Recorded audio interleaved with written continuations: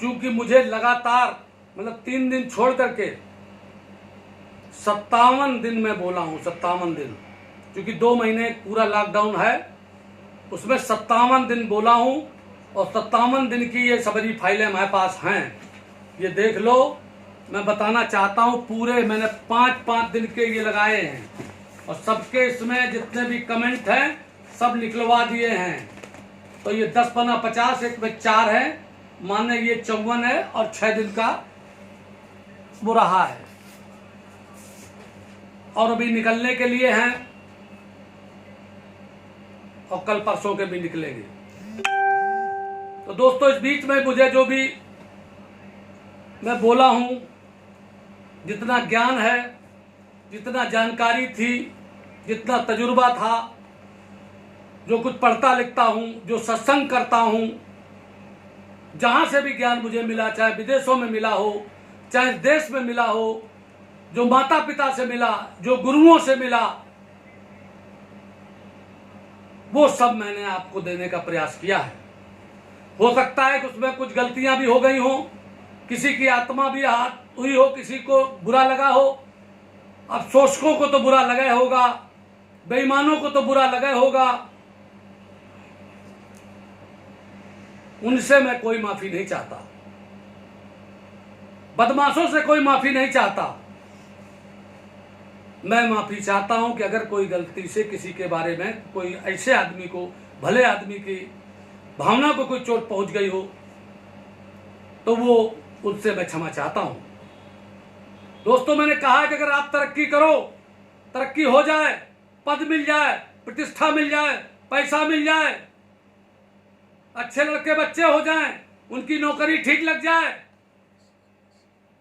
तो कभी भी आप अभिमान मत करना। और अभिमान ऐसा शब्द है कि जो ये कह दे कि मुझे अभिमान नहीं है, तो समझ लेना कि उसको सबसे ज्यादा अभिमान है। किसी भी व्यक्ति से पूछो, अभिमान के बारे में कहने लगो, तो सबसे पहले कहता, देखो भाई, अंदर अभिमान नहीं है।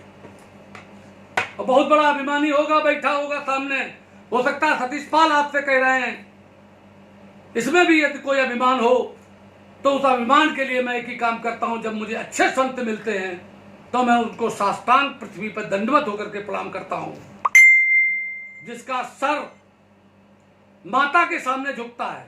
दोस्तों, 5 प्रकार की माताएं होती हैं। स्वयं की माता, पत्नी की माता, धरती माता, गौ माता,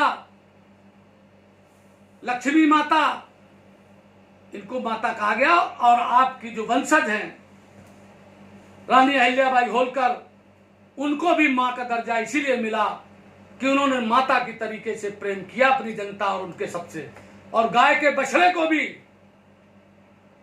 न्याय देने का काम किया, इसलिए न्याय की देवी कहलाई। दुनिया में कोई इस तरीके का इतिहास नहीं है, सतयुग में है, जब हरिश्चंद्र जी ने अपने बेटे के लिए भी, जब उनकी पत्नी उसको मृत शरीर को लेकर के, और वो डोम की तरीके से जब उनको विश्वामित्र जी ने उनकी परीक्षा ली, तो बनारस में वो घाट के ऊपर लाशों से पैसा वसूलते थे। जो लाशें जाती थी उनसे पैसा लिया जाता, तब वो जलाई जा सकती, गंगा जी में प्रवाह किया जा सकता था। तो उन्होंने कहा नहीं, और उनका बेटा था, लेकिन उन्होंने अपनी बात को निभाया कि हम बगैर पैसा लिए नहीं करने देंगे, बगैर इसका शुल्क लिए नहीं करने देंगे, जिसके लिए मालिक ने मेरे लगाया है। तब उन्होंने अपने कफन का आधा फाड़ करके उसको दिया, अपनी धोती को आधा फाड़ करके दिया। उसी समय पे विश्वामित्र जी प्रकट हुए और राजा हरिश्चंद्र आज सतयुग से लेकर के त्रेता, द्वापर और कलयुग तक जिंदा है। दोस्तों, आप समझ लीजिए, जो युगों की बात होती है तो सतयुग पहले है, त्रेता उसके बाद है, द्वापर उसके बाद है, और उसके बाद कलयुग है। सतयुग में राजा हरिश्चंद्र का ही नाम आता है सबसे ज्यादा, त्रेता में भगवान राम का आता है, द्वापर में भगवान कृष्ण का आता है, और कलयुग में उन्हीं का आएगा जो अच्छा काम करेंगे। रानी अहिल्याबाई होलकर का नाम आता है, जो आपकी वंशज थी, जिनका कल जन्मदिन है, लॉकडाउन है। मैंने आप बताया कि मैंने कानपुर में एक अहिल्याबाई होलकर नगर बनवाया था, उसमें कल शाम को हम लोग जाएंगे। पूरे देश में हरिओम बघेल और सब लोगों ने, तमाम लोगों ने मुझसे फोन करके और लोगों ने जो तय कर दिया, क्योंकि मैं किसी की नकल नहीं करता, लेकिन उन्होंने कहा कि नहीं नहीं, गांव और जगह लोग करते थे, तो शाम को वो दीप दान करेंगे। तो इसको नकल न समझी जाए कि माननीय प्रधानमंत्री जी ने अगर कोरोना वायरस पर और एक समय पर उन्होंने एक डेट रख दी थी कि ऐसे आप अपने घर पे दीप जलाएंगे, तो दिवाली पूरे हिंदुस्तान में मनाई गई, मुसलमानों के अलावा सबने दिवाली मनाई, इसलिए मनाया जा रहा हो। नहीं, सतीश पाल कभी किसी की नकल नहीं करते, अपनी अकल से काम करते हैं। दोस्तों, सुबह ग्रामीण क्षेत्रों में गाय के गोबर से घर को लिपवाइए और जहां दीप जलाइए वहां भी गाय के गोबर से लीप करके इसके बाद दीप जलाना। और भगवान राम जब लंका में रावण को मारने के बाद अयोध्या में आए थे, तब ये दीपावली मनाई गई थी। इसीलिए आपकी आज के दिन हमारे पूर्वज और रानी अहिल्याबाई होलकर, जिसको कल आप महिला सशक्तिकरण के रूप में मनाइए, महिलाओं को सबसे आगे रखिए, बेटियों को आगे रखिए, बच्चों का मनोबल बढ़ाइए और उनको खूब और दिन में बढ़िया पकवान बनाइए, खाइए पीजिए। और इस लॉकडाउन ने आपको ये जो मौका दिया है, इस मौके को एंजॉय कीजिए। हमने दोस्तों आपसे कहा था कि लॉकडाउन आपको बहुत सौभाग्य लेकर के आया है। कल मैं घोषणाएं करूंगा किसानों के लिए, मजदूरों के लिए, पूरे देश के गरीबों के लिए, अति पिछड़ों के लिए, अति पिछड़ों के आरक्षण के लिए। और बिहार की तर्ज पर पंचायत के चुनाव में, उत्तर प्रदेश में जो पंचायत का चुनाव होने जा रहा है, इसलिए अति पिछड़ों की लड़ाई पूरे प्रदेश में होनी चाहिए, उत्तर प्रदेश में। और फिर आरक्षण पर एक दिन और बोलेंगे। जीताराम जी पाल ने मुझसे कहा था, हमने कहा अभी हम आरक्षण पर नहीं बोलना चाहते हैं, हम कल जब बंद कर देंगे इसके बाद भी आपसे बोला करेंगे, किसी भी समय पूर्व में आपको पता चल जाएगा, किसी गंभीर विषय पर आपसे फिर बोलने के लिए आएंगे। ये मेरा जो वादा था 31 तारीख तक का, और एक पूर्ण समय भी है कल रानी अहिल्याबाई होलकर के जन्मदिन का, नहीं तो अभी और भी मैं बोल सकता था, बोलता आपके आशीर्वाद से। दोस्तों, मैंने ये बात आपको बता दी है, घटनाएं घटती हैं। आपको कंप्यूटर के युग में जाना है, कंप्यूटर का युग चल रहा है। ये जो बात आपसे हो रही है नेटवर्किंग के लिए हो रही है। दोस्तों, एक दिल्ली में अनुराग पाल है, उसकी शादी एक लड़की चैताली से हुई, दोनों पढ़ते थे एक साथ। और दोस्तों, एक बात याद रखना, मैं आपको एक बात कहना चाहता हूं, मैं लव मैरिज पर बहुत विश्वास करता हूं, लेकिन इस इल्लू पे नहीं करता हूं कि फोन पर हो जाए और इसके बाद ये हो जाए। जब तक एक दूसरे को जान न लो, समझ न लो, बराबर का ना हो, कोई जात पात नहीं, भारत के संविधान को मानता हूं। और लड़की तो खास करके अगर किसी भी कौम में हो और अगर अच्छी हो, लड़की सोना अगर कीचड़ में भी पड़ा हो, अगर अच्छा हो तो उसको उठा लेना चाहिए।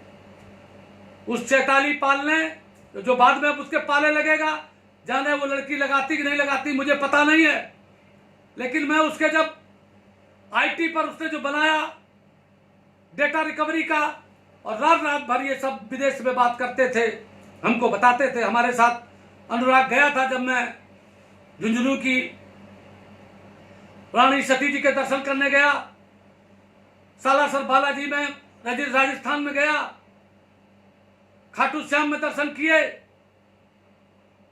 तो श्याम सिंह पाल जी साथ थे, और मैं कई जगह रुका। बहुत अच्छा लड़का ये अनुराग पाल है, कोई घमंड नहीं है। और उसके बाद उसने 5 करोड़ का सिटी सेंटर पर एक ऑफिस खोला। मैं उसको देखने गया, बहुत बड़ा ऑफिस, बहुत तमाम, सैकड़ों कंप्यूटर लगे, हजारों कंप्यूटर लगे। जब मैंने पूरे उसको दिखाया, मैं हर जगह जहां गया सब उठ के खड़े हो जाते थे। बड़ा अनुशासन बहुत अच्छा था। तो उसने एक रूम बना रखा था जहां पर क्लास रूम था। मैंने कहा तुम अपने इंटेलिजेंट लोगों को बुलाओ तो मैं उनका क्लास लूंगा।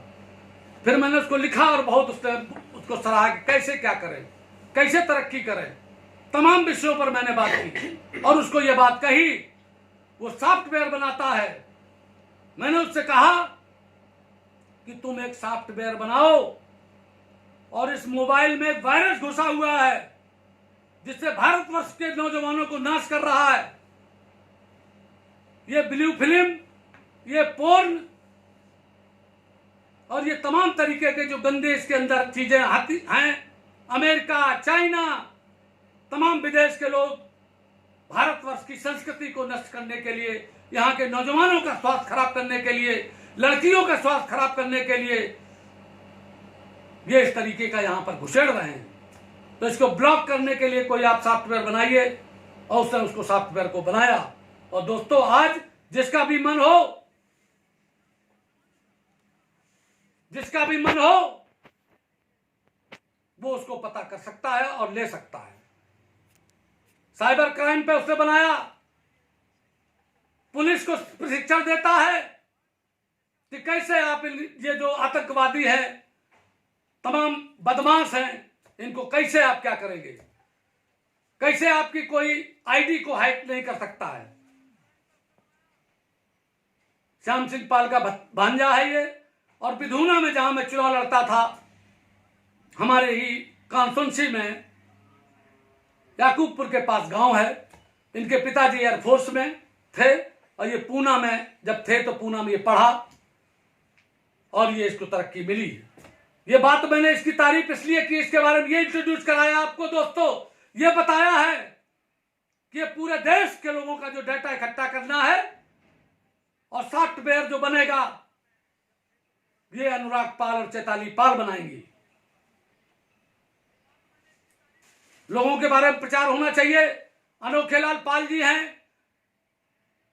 एक और पाल साहब है, उनने बहुत बढ़िया यहाँ पर वो बनाया, उनका नाम है, इन्होंने मिलाया था श्याम सिंह पाल जी ने। बघेल साहब हैं, मध्य प्रदेश के रहने वाले हैं। उनका इतना अच्छा घर था कि मैंने देखा कितने अच्छे तो घर हमने आज तक बना देखा ही नहीं है। लगता सोने की टोटियां लगी हैं। तो उनसे हमने कहा कि कुछ लेटने वाले तो बुलाओ इसमें। मकान तो कई उनके बड़े बड़े बने, लेटने वाला कोई नहीं, ऊपर झूले लगे हैं। चलिए, उन्होंने खाना भी मुझको बहुत 5 स्टार होटल में खिलाया, उनका धन्यवाद करता हूं। मैं उनसे एक बात कहना चाहता हूं दोस्तों, आज 30 अप्रैल को और कल अहिल्याबाई होलकर उसमें, और श्याम सिंह जी आप सुन रहे हैं तो उनको मेरा संदेश दे देना कि बड़े आदमी को मोक्ष तभी मिलेगी जब वो गरीब आदमी की मदद करेगा। गरीब आदमी अपने कारणों से गरीब है क्योंकि वो झूठ बोलता है,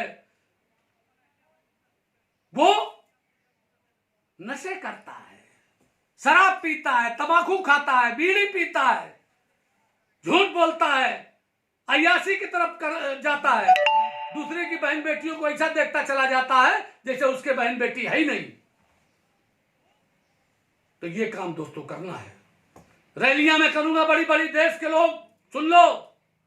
अब वो तो दिन चले गए जो बड़े मियां फाख्ता उड़ाते थे, और जितने भी नेताओं ने यो देश बिगाड़ो है नेतन ने, और हर वर्ग के नेतन ने बिगाड़ो। क्योंकि किसी को जब कोई काम नहीं मिला तो नेता बन गया, या फिर नेता बड़े आदमी का आदमी आ गया, या फिर बहुत नीचे से पहुंच गया, आरएसएस के लोग आए वो ठीक कर रहे हैं। नहीं, ज्यादातर तो लोग आए, कश्मीर में आए तो शेख अब्दुल्ला के बाद फिर फारूक अब्दुल्ला आए, उनके बाद बेटा अब्दुल्ला ही आ गया।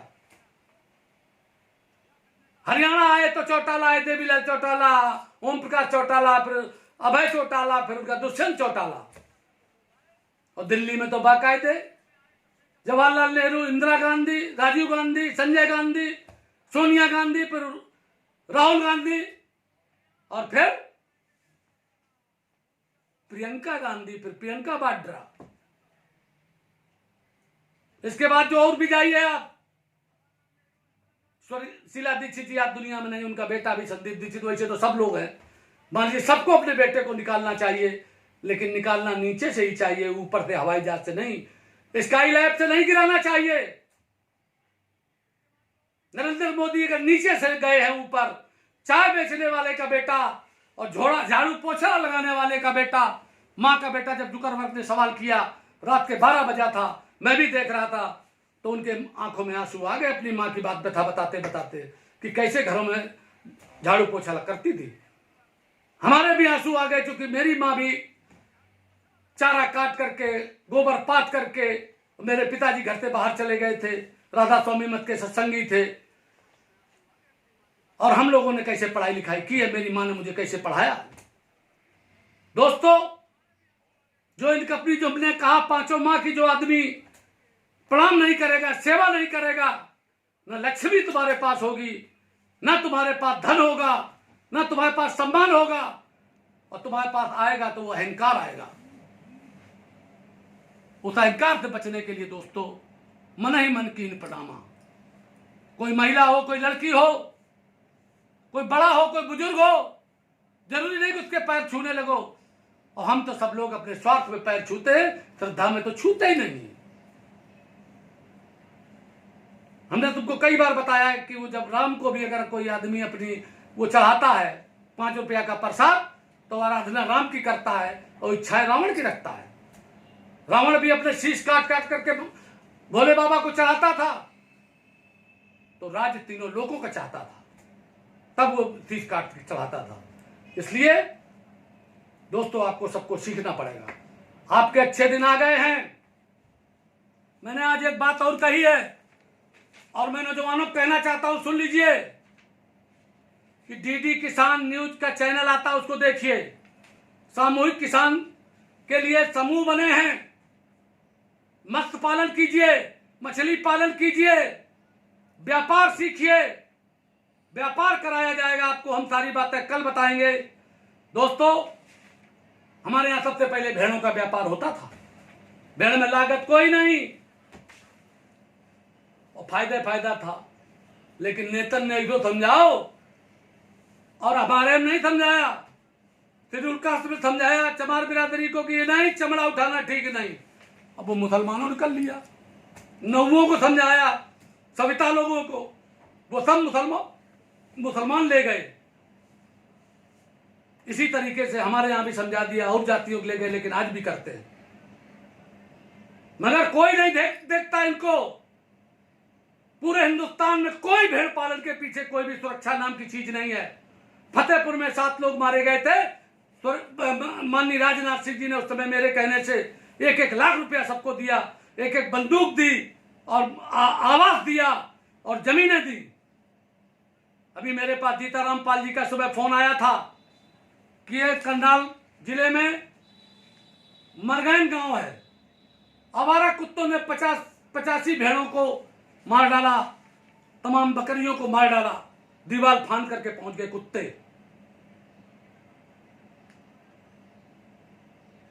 अभी कन्नौज जिले में भी सरसई गांव है, ठठिया थाने में, और मेरी बात हुई इस विषय में वहां के एडीएम से, वहां के एसडीएम से, तहसीलदार से, एसओ सबसे, और सुब्रत पाठक जी जो वहां पर सांसद है, जो गडरियों के बल पे जीते हैं, और गडरियों के वजह से ही वहां समाजवादी पार्टी के अखिलेश यादव की पत्नी डिम्पल यादव हारी हैं, क्योंकि हर वक्त ये गडरियों को बेवकूफे बनाने में लगे थे। तो अब की बार हमने कहा, हमारा भी टिकट कटाते थे, तो हमने कहा आपकी हम तुम्हारे टिकट काट देते हैं, नए सिरे से मकान बनाएंगे, नए सिरे से महल बनाएंगे। दोस्तों, पुराना महल गिरा दो लॉकडाउन के समय पर, और नई 31 मई के बाद, कल के बाद नया भारत बनाएंगे, नए संगठन बनाएंगे, नए तरीके से काम करेंगे। आए नौजवानों, तुम ही इस देश को बना सकते हो। ये जितने वैसे लोग हैं, पुराने वाले लोग हैं, तो हमारी ससुराल है जहां पर दूसरी वाली जो बताया था एक दिन हमने सिरसिंहपुर में, तो हमने आपको बताया था कि उनका घर नहीं बना था, ना वहां रोड थी। जब मेरी वहां शादी हुई, दिन के 12 बजे, 11 बजे, 1-2 बजे 2-4-5 हजार आदमी देखने के लिए आया था। हम लोग तो 50 आदमी गए थे, तो पूरे नारा लगा रहे थे। मुझे बहुत अच्छा लगा। मैंने उस गांव का ये विकास किया है, रोड बनवाई, तत्काल 10 दिन बाद रोड शुरू हो गई सीधी गांव तक। और खरंजा बिछवाया। अब रोड बिल्कुल पक्की हो गई, सीसी हो गया पूरे गांव में।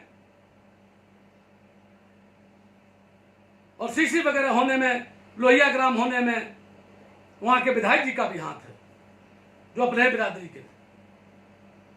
जो काम मैं करता हूं उसी का श्रेय लेता हूं, जो नहीं कर सकता उसका श्रेय नहीं लेता हूं कभी भी, और झूठ बोलता नहीं हूं। लेकिन एक काम मैंने और किया, एक मैंने ट्यूबवेल लगवा दिया। वहां का सारा किसान फ्री में पानी लेता है, और जब वो बिगड़ जाता है तो हमारा साला भी 5,000 रुपया लगा करके आया है,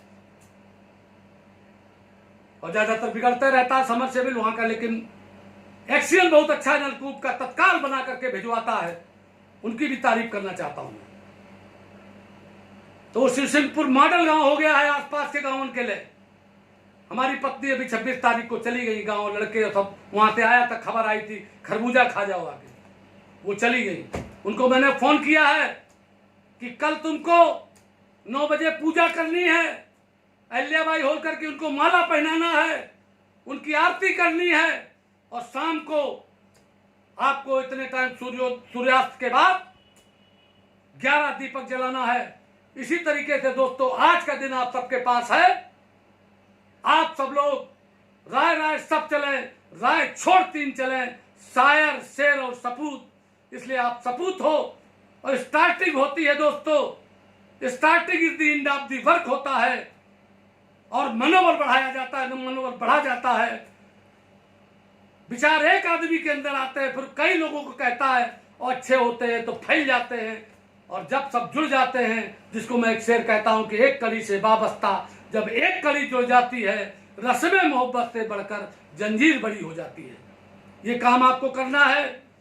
ये जो भेड़ें जो जीताराम पाल जी ने मुझे बताया, मैं हरियाणा के एक एक गांव गया हूं, और फिर मुझे जाना है। ईशम सिंह पाल थे, स्वर्गीय पाल महासभा के प्रदेश अध्यक्ष थे, उनका गांव बेगमपुर पानीपत की रिफाइनरी के बगल में। उनके भाई हैं, उनको हार्ट अटैक पड़ा, और यहाँ पर उनका लड़का है राजेंद्र पाल, जिसकी बहुत बढ़िया हालत है घरौंदे में, और पानीपत में उसका मकान इतना अच्छा बना। उसका जो भोजन मैंने किया 2-3 बार, तो टोटल जैविक खेती के द्वारा, कोई भी वो चावल मिल भी है उसकी, और कोई भी खाना, कोई भी धान, कोई भी गेहूं यूरिया खाद से बना हुआ नहीं है। दोस्तों कल मैं ऐलान करूंगा, और जैविक खाद के बारे में आप तारीख करने के बाद आपको मार्केट उपलब्ध कराई जाएगी, और पशुपालन में और खेती में, इलेक्ट्रॉनिक में, कंप्यूटर में, और युद्ध में, और बौद्धिक क्षमता में हमें देश भर के गणरियों को सबका नेतृत्व करना है, जो और जातियां हैं सब। और हम तो बार बार कहते हैं कि हम कर्म और जुबान से क्षत्रिय हैं, और बहस करने के लिए किसी से तैयार है, और युद्ध के लिए भी किसी से तैयार है। जेल से डर नहीं लगता। जब अखिलेश यादव ने भेजा 4 महीना राष्ट्र का कत्ल में, क्योंकि जब मरना लिखा है मरोगे तभी, और भयभीत हो गए तो रोज मरोगे दोस्तों। इसलिए मुझे आपको कहना है कि आप भयभीत किसी से ना हो, किसी के साथ अन्याय न करें, झूठ न बोले, और अपना व्यक्तित्व अलग से बनाएं। अनिल पाल जी बोलते हैं, कहते हैं, उनके वीडियो मुझे बहुत अच्छे लगते हैं। पूरे देश के जितना इंटेलेक्चुअल क्लास है, उनको सबको एक दिन मैं दिल्ली बुलाऊंगा, भोजन देंगे। अनुराग पाल जी, ये जो करोड़पति हैं, साल में 50 करोड़ कमाते हैं। हमारे यहां धन कुबेरों की कमी नहीं है। भिक्खन सिंह जी हैं, 50 करोड़ के आदमी हैं। एक को नाम हम किनका ले, सब अनोखे लाल पाल कहेंगे, हमारा नाम नहीं लिए।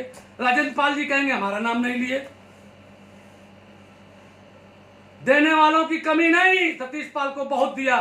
जब मुझे पहली बार टिकट मिला बीजेपी का 2002 में, तो मैं यूपी भवन में था। लोग, हमारा चेहरा उतर गया टिकट मिलते ही, तो बोले क्या बात, आपका चेहरा क्यों उतर गया? मनमानी जगह टिकट नहीं मिली। हमने कहा ना मिली तो वही जगह पे। फिर बोले फिर क्या बात, फिर हमें बताएंगे। दोस्तों उस दिन मेरे घर में सिर्फ 10,000 रुपया था, और सुनील मिश्रा हैं इटावा के, उन्होंने हमारा चुनाव शुरू किया और फिर क्या देने वालों की लाइन लगी। कोई 10 रुपया दे रहा, कोई 20 रुपया दे रहा, और उस समय जाड़े का समय था, मैं सदरी तो पहनता था, तो सब जेबें मेरी भर जाती थी और मैं शाम को आकर के सबको दे देता था रात में। और उससे और लोग बाग पूरे देश से लोगों ने आकर के दिया और पैसे की कमी नहीं हुई। वहां मेरा विरोधी था धनीराम वर्मा, जो नेता विरोधी दल रहा, विधानसभा अध्यक्ष रहा, आज दुनिया में नहीं रहा नहीं, सॉरी रहे नहीं, बड़े हैं मुझसे गलत हो गया, मैं उसके लिए माफी चाहता हूं। मैं उनके पैर छूता था, बड़े थे, पिछड़े वर्ग थे, लोधी बिरादरी के थे,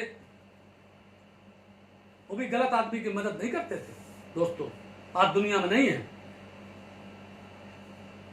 वो चुनाव हार गए मेरे लड़ने से, और मैंने कहीं गुंडाई नहीं होने दी, कहीं बूथ कैप्चरिंग नहीं होने दी, और पैसे के मामले में हमसे वो जने कितने गुना आगे थे, कई कॉलेज, कई वो और तमाम, लेकिन विधुना में सबने कहा कि सतीश पाल के मुकाबले किसी ने पैसा खर्च नहीं किया। और उसके बाद भी जाता रहा, 10 लाख 20 लाख खर्च किया, सब लोग देते हैं। व्यापार शुरू हुए, जमीन का व्यापार किया, उसमें पैसा पैदा किया, तमाम जमीनें हो गई। जब ऊपर वाला देता है दोस्तों तो छप्पर फाड़ के देता है, और लेता है तो चमड़ी तक उधेड़ लेता है। क्यों? करनी के आधार पर करता है। जो त्याग करते हैं चीजें उसी को मिलती है। जो दरवाजे दरवाजे पैसा मांगता है उसको नहीं मिलता है, और जो एक जगह बैठ करके कहता हम पैसा नहीं छुएंगे तो उसके यहां पैसा अररा पड़ता है। बिन मांगे मोती मिले, मांगे मिले न भीख। इसलिए ऐसे मत करना कभी भी। ऐसे जब करो तो ऐसे करो, अपने आप तुमको देगा ऊपर वाला। एक गड़रिया था, एक बार अकबर पहुंचा, वहां भूल गया उसके साथ जो सेना थी, रात में मिला उस गड़रिया को, भेड़े चरा रहा था, वही रात में मिल गए, खाना बनाया, रात में रखा साथ। तो उसने कहा कि तुम चलो, हम तुमको अपने यहां पर बातचीत से बहुत प्रभावित हुआ कि हम तुमको मनसबदार बना देंगे। मनसबदार होता है मुख्यमंत्री के बराबर दोस्तों, ध्यान रखना। 2 ही आदमियों ने उससे मना किया अकबर से, या तो गड़रिया ने या तुलसीदास जी ने। उन्होंने कहा मेरा सबसे बड़ा मनसबदार तो भगवान राम है। तो गड़रिया ने कहा कि मैं नहीं, कि उन्होंने कहा कभी कोई जरूरत पड़े तो आ जाना और पूछ लेना कि अकबरा कहाँ रहता है, आगरा में। दोस्तों वो गड़रिया गया एक बार, तो पूछे ही से कि अकबरा कहाँ रहता है, तो कोनो दूसरो अकबरा हो तो घर बता दे। कल कहा बहुत बड़ा आदमी है, बहुत किसी से पूछ लोगे हमको बता देगा। तो कहा अरे वो अकबर बादशाह है। पहुंचा, लोग अंदर नहीं घुसने जाते रहे, तो उनका बता दो फलाना गड़रिया आया जो रात में भेड़े जिसके साथ तुम भेड़े चरा रहा, तुम रात में रुके थे। तब लोग जान पाए तो उनको अंदर ले गए, बात कराई। अकबर ने बड़ा उसका आदर सत्कार किया, बैठाया, खाना खिलाया। तो उसने कैसे आया, उनका बताएंगे आपको। तो बोले मैं जरा नमाज अदा कर लूं। नमाज अदा करने के लिए गए वो, तो जब ऊपर की तरफ हाथ कर रहे थे ऐसे, तो गड़रिया देखता रहा चुपचाप। उसने देखा कैसे नमाज अदा होती है, तो देखा कि तो मांग रहा है, ऐसे कर रहा है, खुद ऊपर हाथ करे।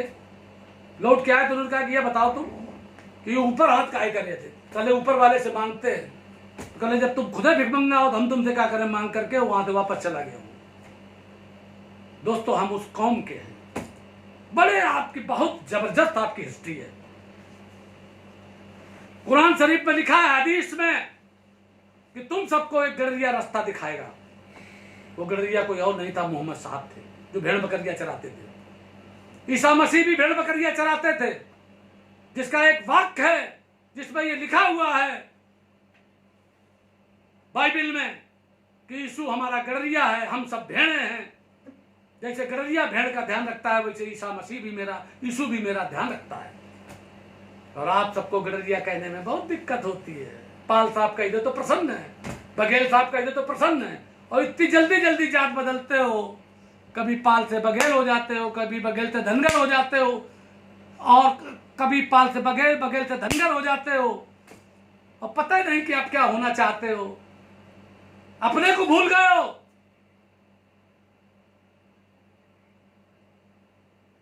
दोस्तों आवत ही हर्षत नहीं, नैनन नहीं सड़े, तुलसी वहां न जाइए चाहे कंचन बरसे भी, चाहे घर में सोना बरस रहा हो,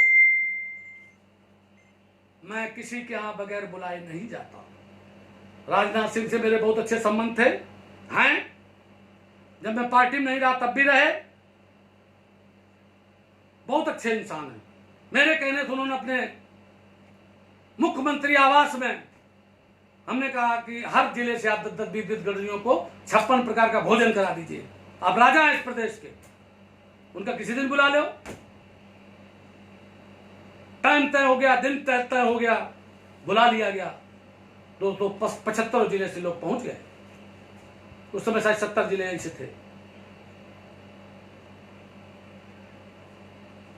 और उसमें हमने मीटिंग रख दी, क्योंकि राजा के दरवाजे, राजा के उसे पहुंचे, इससे बढ़िया मौका हो ही नहीं सकता। क्योंकि मेरे अंदर ये थी कि मैं गडरियों का, मेरे अंदर रहता है कि मैं गडरियों की सारा कायाकल्प कर दूंगा।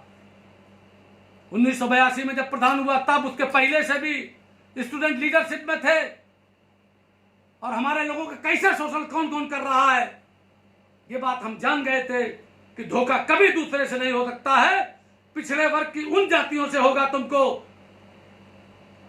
जो तुमसे उच्च है, जो कहते कि गडरिया भाई भाई अपना सबरो माल डकार गए, अपना सबरे पद ले गए, मुख्यमंत्री भी बन गए, मंत्री भी बन गए।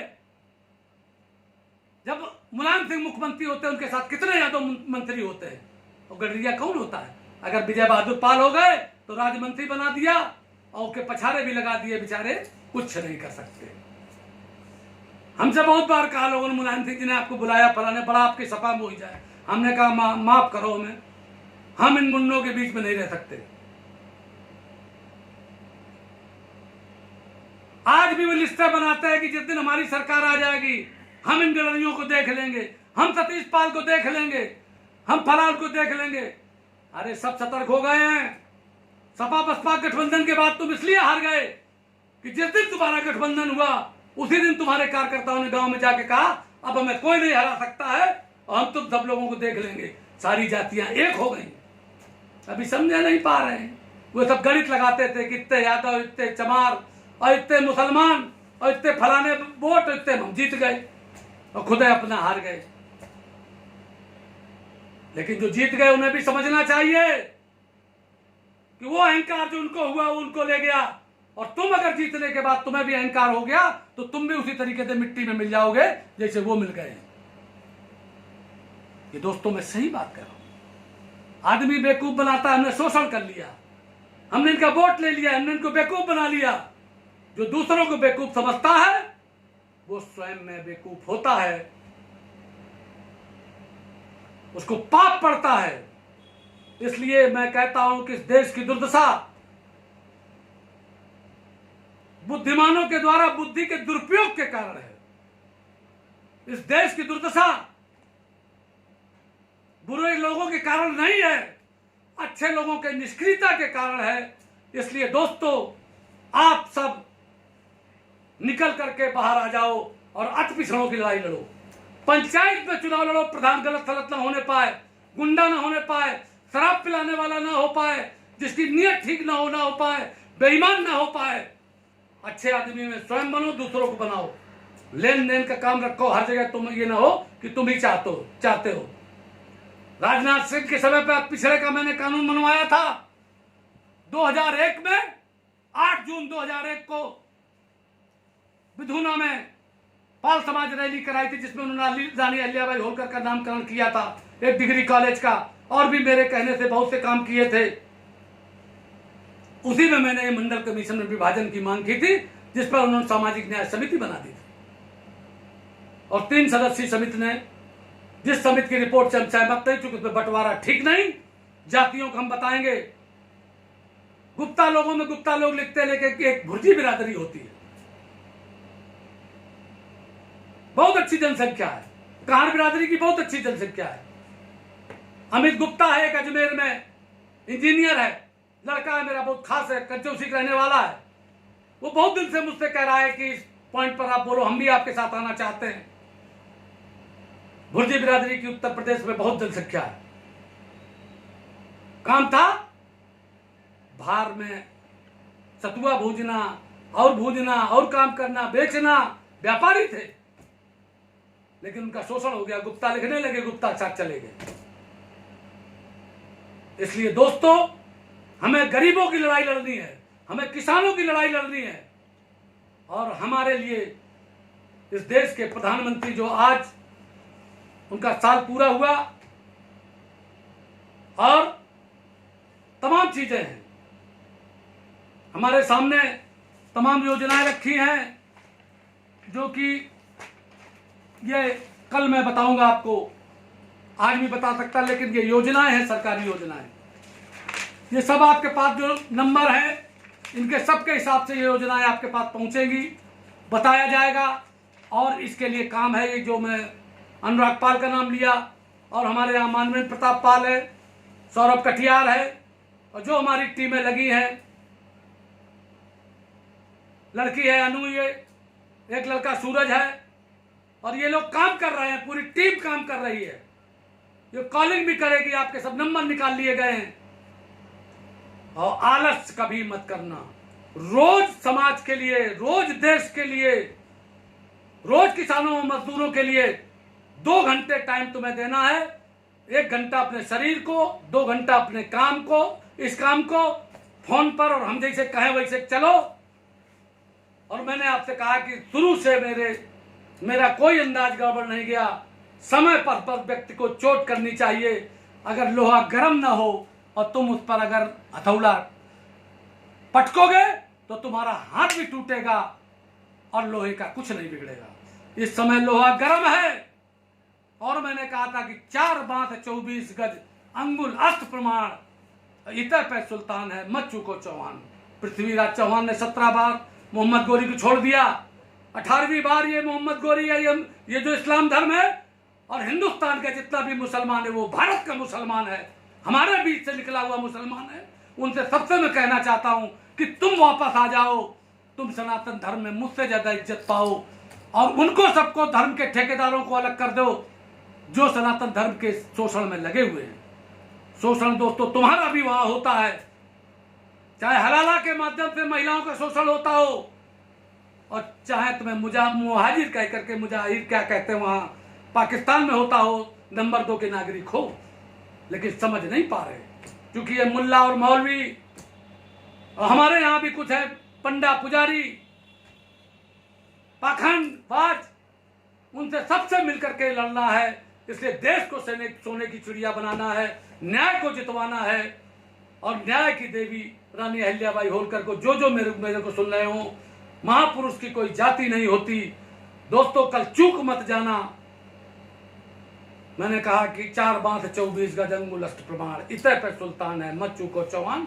कल 9 बजे सवेरे और शाम को सूर्यास्त के बाद। अब हमारी टीम मुझे इशारा कर रही है कि बोलना बंद कर दे। मैं कल आपको सारी जातियां गिनाऊंगा, मेरे पास जो रिपोर्ट रखी है वहीं से कल आरक्षण पर बात शुरू करूंगा, और उसका बंटवारा में कौन कौन सी चीज गड़बड़ हुई थी यही बात बताऊंगा। ये बात जब मैंने राजनाथ जी को कही कि ये तो अन्याय समिति हो गई, आबादी हमारी 62% और आरक्षण में 14%, और जिनकी आबादी 18% उन्हें आरक्षण 9%, माने 50%, और जिनकी आबादी 19% उन्हें 5%।